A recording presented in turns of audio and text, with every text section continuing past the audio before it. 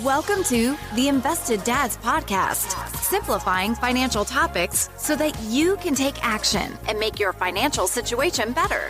Helping you to understand the current world of financial planning and investments, here are your hosts, Josh Robb and Austin Wilson.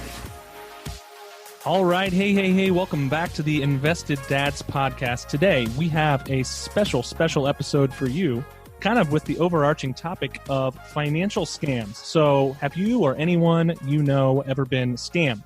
That is a very common thing that's happened not just today, but for hundreds and thousands of years. And we have a special treat for you today. That's right. We have Ben Carlson. He's the author of Don't Fall For It, A Short History of Financial Scams. It's a book he just released. Ben is the Director of Institutional Asset Management at Ritholtz Wealth Management. He is a blogger and a podcaster as well, and he's written multiple books. So this is his newest book he's released. He's also an invested dad like us. He's got 3 kids at home and works as well in our industry. So Ben, could you tell us a little bit about yourself and what brought you to writing this book? Sure. The dad part of the equation is I have 3 young kids, 5, and then a daughter that's 5 and 2 and 2-year-olds. So life outside of work is always fun. I've been writing since 2013 and never really wanted to do much with it, but I once it got in me, it was kind of a bug that just sort of spread, and I really enjoyed the process and wrote a couple books that were more about my philosophy. So that was my first and second book, which were basically books for individual investors, and then the other one was for institutional investors, which is a space I've worked in throughout my career. And this one was a little different in that I wanted to do something that was different, but it still touched on a lot of topics that I'm interested in. And if you read my writing, you know that I'm kind of interested in the behavioral side of the markets and human decision making and what causes people to take things to the extremes. And also in recent years, I've just been interested in why people are so easily duped when it comes to simple things like salesmanship, or on a bigger scale, something like financial fraud. And there's been a lot of that recently in the news, in documentaries and that sort of thing. So I just really became interested in the topic, started pulling on a thread and reading some stories. And the more research I did, the more stories I found that really were sort of mind-boggling. So I started putting these stories together in a document and talked to my publisher and kind of crafted a little outline of it. And it came together, and it's something that I've never really done before, this type of project. And so it was interesting and fun and hard at the same time. So it was just something that really piqued a lot of my interests. Yeah, and there was a lot of good stories in this book, and quite a few I had never even heard of. Did you have a lot and have to kind of narrow it down to these final ones that were in here? Like, how'd you pick your favorites? That was the hardest part, actually, is figuring out what to keep in and what to leave out, because there were so many. And now that it's out there and people know that I've written this book about fraud, I'm just getting inundated with emails and Twitter DMs of people saying, hey, why didn't you include this one? Or why didn't you include this one? And it's amazing how many of these crazy stories that are out there. People are already saying, when are we going to do a second edition so you can include some of these other ones? And so that was the hardest part. And I wanted to keep it relatively short, because I think anytime you get up into like a 300 or 400 page book, especially in the nonfiction side of things, it's easy to lose people. Yeah. So definitely. Figuring out what to filter out was actually, difficult, because there was a lot of really good stories that I didn't even touch on, and I may get into on my blog at a later date, but that was the tough part. Yeah, I was amazed with how long this has, obviously this has been going on pretty much since money started changing hands. But some of those examples are hundreds of years old, and it's just amazing that the overall principles of them really haven't changed. Right. That kind of surprised me too, that I just saw so many similarities, and I wasn't really expecting that. And you start reading and you read, wait, this has been done before just in a different way, and this has been done before in a different way. And you realize a lot of these financial scams, it's just always touching on these different emotions and these pinpoints of human nature. And the people who do them are just really good at understanding the person on the other side of the aisle and how to push the right buttons. And it's not always the same emotions that people are playing on, but a lot of times it's understanding the difference between fear and greed, and getting people to want to believe in things that probably they shouldn't. And it doesn't matter how much information we have at our fingertips. It's something that still is going on today. Yeah, and like you said, even with all the extra ability for us to gather information, with technology nowadays, it almost makes it harder for us to differentiate between something that's legitimate and a scam. And you mentioned in your book some things to look out for. What are some of the big things when you walked away from this thinking, if I want to avoid a scam, what are the things, or our listeners, what are they things they need to really keep an eye out for? One of the things that might be more on the nerdy finance guy side of things is just time and again was when the person on the other side has control of the money. So when someone has custody of your money and it's not held at a third party, it's not held at a bank, it's not held at a big financial center, when they actually have control of it, that just allows them to run rampant. So they can cook their own books and make up financial statements and make up the statements to show you what the price of this stuff is or what it's worth. And so anytime you give someone too much control, that's really a huge red flag. And a lot of people might not, outside of our industry, might not even know the appeal of having a third party like a custody and having your money at a custodian bank. And that's just one of these little things that you might not even realize. That one really stuck out to me. That's one of the reasons that Bernie Madoff was able to keep his scam going for so long, because he had control of the assets. Right. And that's something we talk about, when you're looking for a financial advisor. Fiduciary is that big word going around our industry, making sure not only that your advisor is a fiduciary, giving you the best advice for your situation, but making sure that you separate those different, the custodian from the advisor, so that there's different people watching your money and doing different things, and they're limited. Each one has a limit to what they can and can't do. Like you mentioned, Bernie Madoff is that big example, the most recent one that everybody still remembers because of the big impact it's had.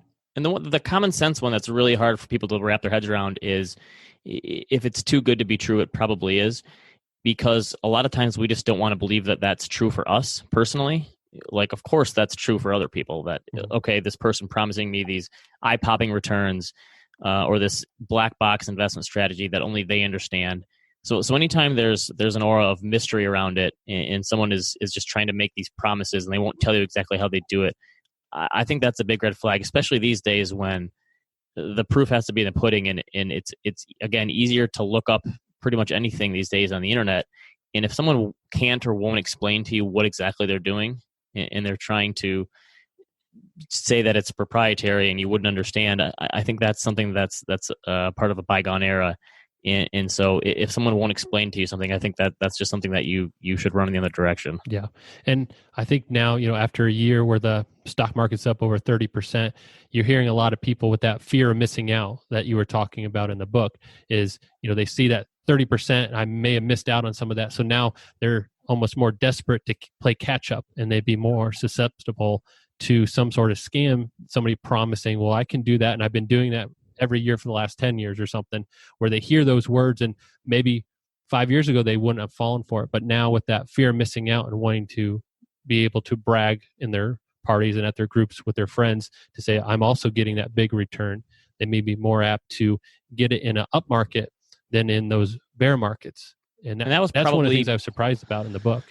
And that was one of the overarching themes that I found throughout this, is that fear of missing out really helps people let their guard down, unfortunately. And they see other people getting rich, often very quickly, and they assume that, well, if that person is getting rich, then I should be getting rich too. And it happened not only to people at the lower end of the income scale, but also mostly to people with a lot of money. And so Sir Isaac Newton, potentially the smartest person alive, I wrote a chapter about him. He got caught up in the South Sea bubble, which might be the greatest bubble of all time. And again, just one of the smartest people there ever was, and was hugely successful, not only in some of the scientific findings that he had, he was just a total, one of the things I never realized about him was just, he was this Renaissance man that just knew so many different topics. And yet he got caught up in this bubble. After he sold, he saw the price kept going up and decided to get back in, and lost a huge chunk of his money. And so that FOMO is something that can infect all of us. Yeah. He actually had sold out and made a profit, but he got back in and then watched it all disappear, which was incredible. And like you said, that blind spot, which you were talking about in the chapter, that, no one's immune to this, no matter how smart you are. In fact, the smarter you are, you may be able to convince yourself even more that I'm smart enough to avoid it. I'll know when it's not true, it's a scam, and you can talk yourself out of it. Yeah, right. There's this idea that it's only gullible people who get taken advantage of, and a lot of them are naive and they just are uneducated and don't know what they're talking about. A lot of times that's actually not the case. It's the people who have a little bit of information and it becomes just dangerous, because they get overconfident in their abilities. And a lot of times it's, well, I had success in this one field, so I'm sure it'll translate over here into my finances and investments. And you become overconfident in everything that you're looking at, and you just assume things will work out. Yeah, and you talked about how, when things are going well, it's easy for people to let their guard down, but that's always, or not always, the case. So, in fact, when you talked about Dr. John Brinkley, he actually made millions of dollars from unsuspecting, desperate people in the pits of the Great Depression. So, I just think that that's something that points out that, people should be on their guard and keeping, their wits about them, whether things are good or bad, because it's that desperation in either instance that is going to drive you to make a pretty poor decision, probably. That was by far the craziest story that I came about. And I think when I was doing research into that, I think that they may actually make that story into a movie with Matt Damon. It's potentially coming down the pipeline. Oh, wow. But yeah, he was making $1 million a year during the Great Depression. That's a time when incomes were falling 30 or 40% per year. Right. And this guy is and that was one of the ones where he was really preying on the fears of people from a medical side of the equation, which it wasn't even about really committing financial fraud against people. He was doing that because he was earning a lot of money for the procedures and the prescriptions he was making. But he was trying to sell these people that he was going to give them a miracle. And he was actually trying to position himself almost as this anti-establishment person of they were still trying to really get things above board in terms of regulations and becoming registered to be a doctor back then, because it was kind of like the wild, wild west. And he was saying, listen, those people who are registered, they don't know what they're talking about. I'm the one who knows what I'm talking about. I just won't give my secrets to them because I don't want anyone to ruin it. And he really preyed on the hopes and fears of people who were in dire straits in terms of their health and their situation. And that's one of those times where people, they just want to believe so badly that there's no way this guy could be lying. He's got to be doing exactly what he says, especially when it comes to your health. You want to believe those miracles are available to you. And some people got pregnant. Yeah. And so he was able to point, regardless of the cause and effect, but he was able to say, look, it works. And he was able to use that to continue on the deception. And that was probably the worst thing that could have happened is right. Some of these, he did these things, and then, people don't understand the cause and effect equation sometimes, and they assume, wow, this guy is a genius. He knows exactly what he's doing. And it was just a wild story that he initially started taking advantage of these people in the small town in Kansas. And you think, oh, it's just these small town farmers. What do they know? But it went all the way up to he was tricking these A-list Hollywood celebrities and even a senator from Colorado.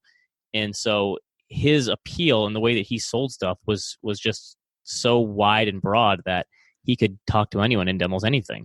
And he had people sticking to their guns about the people who say it worked, stuck to their guns even after this whole thing was falling apart. There was that part in the book about there was this one guy saying, hey, it worked. This guy did this for me. And he was already being investigated and all this stuff. So they just wanted to believe it so bad that even as it was falling apart right before their very eyes, it wasn't enough. Yeah, they just didn't want to believe. And sometimes it's tough. It's like this cognitive dissonance where you almost don't want to believe this one small part of your own thoughts, and so you just push it aside, and it's the confirmation bias. So, that brings a point. Too good to be true may not even be financial. It may be they're drawing on an emotion or something outside of finance, but the end goal for them is to get rich off of it. So you have to be careful that they may not even be trying to convince you using money as the end result, but something that you're desperate for or hoping will have happen. And that's really what you have to be careful for with these scams is they prey off of that desperation to get something. Yeah, and unfortunately, these people are so good at manipulating humans that they just know all the right buttons to push, and they almost make you think that it's your idea that this happened. And that's one of the things that happened with Brinkley is he was telling everyone that, no, this wasn't my idea. This was the farmer's idea to implant these goat testicles into people of all things. Right. Yep. And he made it sound like he just had this secret potion.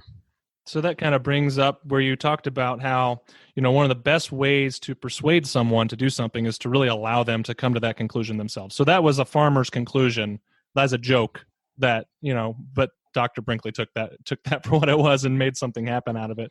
So you said that the best scams are made by the best salesmen, and that the most successful con artists are actually better salesmen than the best on Wall Street, especially if they can convince people that they need what they're selling. So kind of elaborate a little bit about on that and how these guys are really incredible salesmen to have pulled, to have pulled these scams off all over these people?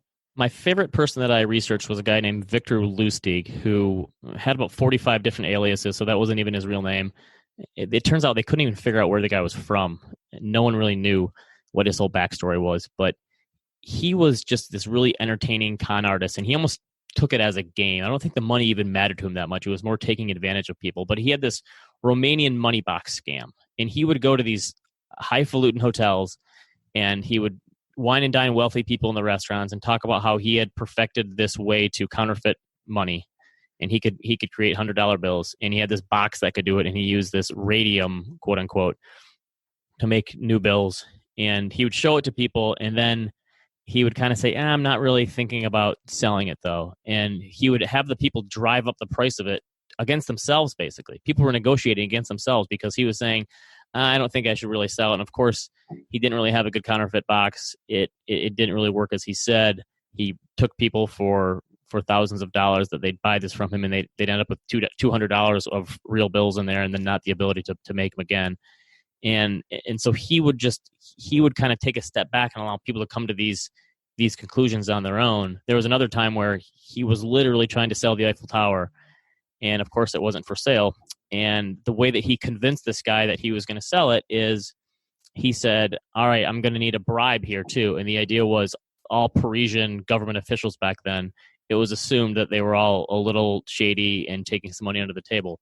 So when this guy heard, this scrap metal dealer who wanted to take all the parts from the Eiffel Tower and sell them, when he heard that he was going to have to pay a bribe, he thought, okay, this guy must be legit because he really is a government official. So not only did this guy get taken for a lot of money and swindle a lot of money because he thought he was buying the Eiffel Tower, he ended up paying a bribe as well. So that's how good this guy was. And it's almost too bad in some instances where these people have the ability to sell almost anything that they can't use it for good. Because obviously, we're all in sales in some capacity. This is especially true in the financial services industry. We're selling this intangible thing, whether it's a financial plan or a portfolio or whatever it is. It's not a ready-made product that someone can hold and look at. So we're all in sales in some aspect or another, and you have to have that side of your personality. Otherwise, you're not going to survive. So it's almost too bad that they couldn't use these elements of their personality for good. Yeah, on trying to persuade someone by having it be their idea. I mean, that's how you get people bought into a good financial plan, is they need to have that buy-in. They need to convince themselves that this is what's best for them. You know, if I just tell someone, hey, this is what you need to do saving-wise to get to your retirement goals, if they're not bought into it, they're not going to do it. So you almost have to be good at helping them come to that conclusion themselves in a positive way. So you're right, that sales technique is positive when you use it the right way to get someone to be bought into a plan that's beneficial for them. Right. And trust is that number one element, especially in a service business. And the thing that I found again and again with a lot of these people was it's so simple, but people just want to do business with others that they like and that they enjoy being around. And that was one of the things where a lot of these people just had these gregarious personalities, and they were outgoing, and they could talk to almost anyone, and they told great stories, and they told good jokes. And so they just had this ability to have other people like them. And even after the fact, sometimes when people were getting scammed, they still couldn't help but appreciate and respect the person. So it's just about being a likable person. But that trust is the number one element. And that can be a good thing in our industry if you use it the right way, or a bad thing in terms of financial fraud when people are scamming others. I think that something that was really intriguing is that a lot of these instances, it seemed like they started off relatively benign and small. And then the con artist, which once they figured out how to make it, scalable, really just took it to an extreme on a lot of these cases. And that's how these things kept going and going and going. And they'd figure it out, get a little bit better, move towns, do a little bit more, move towns, do a little bit more, and just scale it when it really started out pretty small. But a lot of these scams start small and then end up being huge, millions of dollars. And some of the corporate ones turned out that it was a good idea at the time, and it was a legitimate business.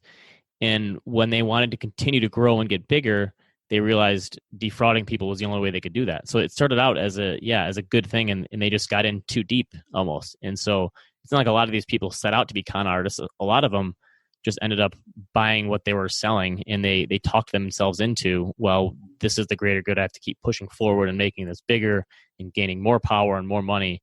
And so a lot of these, they start out as, and that's one of the reasons it's so easy to sell people on it, because if you have a legitimate good idea and you're sincere about what you're doing, it's hard for people to realize that they're even being tricked in the first place. Right. And that's kind of like the type 1 charlatan discussion that you had in the book, where, it started off maybe as something that wasn't necessarily intended to be this horrible, nasty, unethical, scammy thing, but eventually there was opportunity, and the opportunity was taken and just taken to an extreme, and it turned into a snowball effect. Yeah, I think those people are harder to see through than the type 2 charlatan, which is someone who's just an out-and-out con artist, and the only thing that they're looking for is more money or taking more advantage of people. The person who starts out sincere and just gets in over their head, that person is tough to figure out, because they do sound so sincere, and you want to believe them because it sounds like they obviously believe in it themselves. So as we're looking through this, I know, and you had those kind of 6 points that point out, but if you're talking to somebody and, you don't want your grandma to say, oh, I just sent some money overseas because I just found out I inherited a bunch of money, and if I give them my bank account, they're going to send it to me. What are some things that people need to watch out for to be aware of these type of scams and situations? First of all, just having a broad understanding of how the investment world should work. So what's a general range of returns you should realistically expect on something? You mean that 15-20% per week or per month that they're offering isn't real? Yeah, in a lot of cases that was the case, and so you just have to have some sort of bogey to compare it to, whether that is interest rates or the historical track record of the stock market. I think you have to have some sort of grounding in reality to understand, okay, this is how things generally work. So why would this be different? Why would the returns on this be so much higher than what most people can assume to get in the normal markets? The other thing you have to think about is, okay, this person has the secret, they have the holy grail. Why are they offering it to me? So what's so special about me that they want to give it to me? And if they're pressuring me to do something very quickly and saying that if you don't act now, this deal is going away forever, I think you never want to make a huge financial decision with your life savings where you have to press a button and make something happen immediately. I think any of these situations need to take some time and effort and some thought and critical thinking. The other thing is just really having filters in place. And I think that could just be some simple rules of thumb, where the way that I look at us as financial advisors is a lot of times we're acting as bouncers. And the majority of the time we're saying, no, you cannot come into the club. Nope, not you. Nope, you're not on the list. And so I think a lot of times having some rules about some things that you will or won't invest in, and more to the point, probably what you won't invest in. So you don't have to think about these things and get yourself excited and tempt yourself to invest in them, because, hey, even if this turns out to be the deal of a lifetime, it's just not something I'm comfortable with. It's in my too hard pile. I don't think it ever really makes sense. And even if it works out, I'm not going to understand why. So I'm just going to pass. And so anytime you can have this ability to say no, I think the stuff that you say no to is going to have a far greater impact on your finances than the stuff you say yes to in most cases. Yeah, I think the example you made where you were like, I feel like sometimes we do more research on the reviews of our Amazon purchases than we do on, big chunks of our life savings. And what we do when we invest that is it really hit home. Like that's kind of goes back to do your due diligence on what you are putting your life savings into, because it makes a difference, and it matters more than it does on the buying that trinket off of Amazon or whatever. And it's hard for people to wrap their minds around it when they see something going up in price. And to use an example this week, I'm not saying it's a fraud, but the Tesla share price was going bananas this week. And people see it going up, and they think, I got to get in on this rocket ship before it's too late. And that's the mindset of, so people, again, maybe place this undue burden on themselves where they think, if I don't do this now, I'm going to miss out on the chances of growing exponentially wealthy overnight. And that's the other problem, is people no one wants to invest in something boring and stodgy and that they can get wealthy on over years and years and decades at a time. They want to have something that allows them to take a shortcut and make things easier.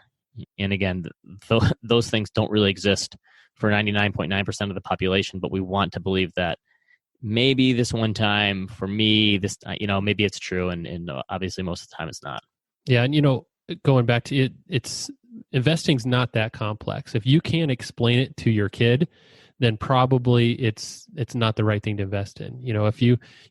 If you're investing in something that's so complex that you can't understand it and turn around and explain it to somebody else, we tell a lot of our clients that, that's probably a little too much. Like you said, have some rules set up, because investing in stocks and bonds and those type of things, you understand what the concept is. You understand why it's there and what the purpose is. But then when you look at some of, especially the scams in the books, no one knew what was happening. Like you said, that the South Sea, they weren't even doing anything. If someone would have just stopped and looked and said, ships aren't even leaving, like there's nothing here, you can kind of figure that out if you would just stop and say, okay, where's the in some of those result? instances, there were some detractors at the time saying, listen, this makes no sense at all, but no one wanted to listen to them because, hey, look what's happening. You're not the one making $10,000 a day. And I always say, like, obviously I work in the financial services industry, so do you guys. I think it makes sense for some people to outsource their financial advice or portfolios or financial planning, whatever it is.